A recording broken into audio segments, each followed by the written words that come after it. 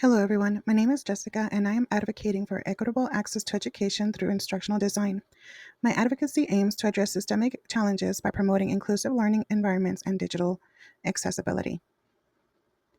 My passion stems from personal experience. Traditional learning often felt rigid and uninspiring, making it difficult for me to stay engaged.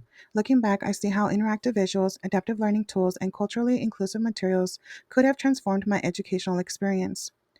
Research by American University highlights how diversity learning environments enhance critical thinking and problem solving skills, reinforcing the importance of equitable access to education. Through research, I found that representation in instructional content significantly impacts student engagement and success. Studies show that culturally responsive teaching enhances critical thinking and fosters a sense of belonging. The urgent need for equitable digital access in education cannot be overstated. Adsky and Natsky highlight the ongoing challenges of unreliable internet and limited digital tools, disproportionately affecting students and underserved communities. Faslula reinforced this concern by estimating that nearly 12 million children in the United States struggle with the homework gap, an issue that restricts their ability to complete assignments, engage in digital learning, and keep pace with their peers academically. My advocacy is guided by SMART objectives to ensure meaningful impact.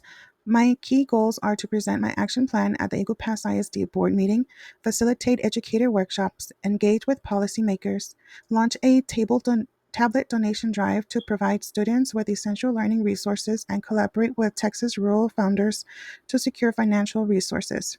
My key messages are simple yet powerful. Representation matters in instructional content.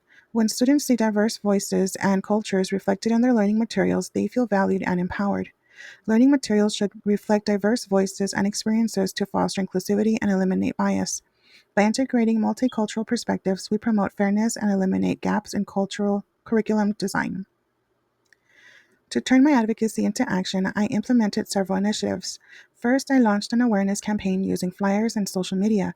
I engaged with district administrators to discuss strategies for improving curriculum inclusivity. Next, I will present my action plan at both the Eagle Pass ISD board meeting and with Texas rural funders. To directly support students, I will initiate a tablet donation drive, encouraging community members to donate unused tablets and devices to help bridge the digital divide. To assess the impact of my advocacy efforts, I conducted surveys among students and educators. Many students noted gaps in representation and digital accessibility barriers remain a challenge. Educators emphasized that inclusive instructional materials enhance engagement. During the survey, a student was asked, in what ways would improved access to technology and diverse learning materials help you as a student? The response was, improved access to technology and diverse learning materials can provide more resources for research, support different learning styles, and make education more accessible. It can also help develop important digital literacy skills.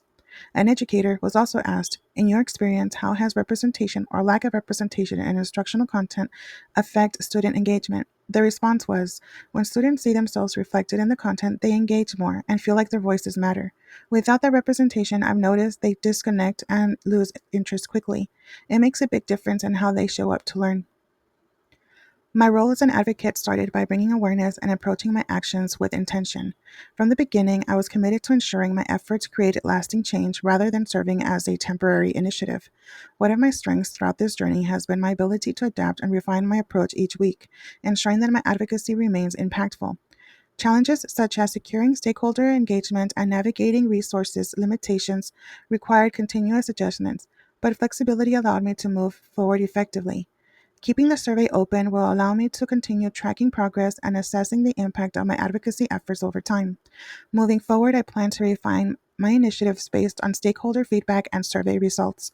I will also ensure that my advocacy project is handed off to organizational leaders for continued implementation. Education shapes futures, and equitable access to learning should not be a privilege, it should be a right. Through this project, I have strengthened my voice as an advocate, refining my approach to educational equity and instructional design. The momentum created here will serve as a catalyst for continued action, ensuring that learning environments foster inclusivity, accessibility, and meaningful educational experiences for all students. I am committed to continuing this advocacy and working alongside my partner organizations to make a lasting impact. Thank you for listening, and I hope this project sparks more conversations and actions towards inclusive education.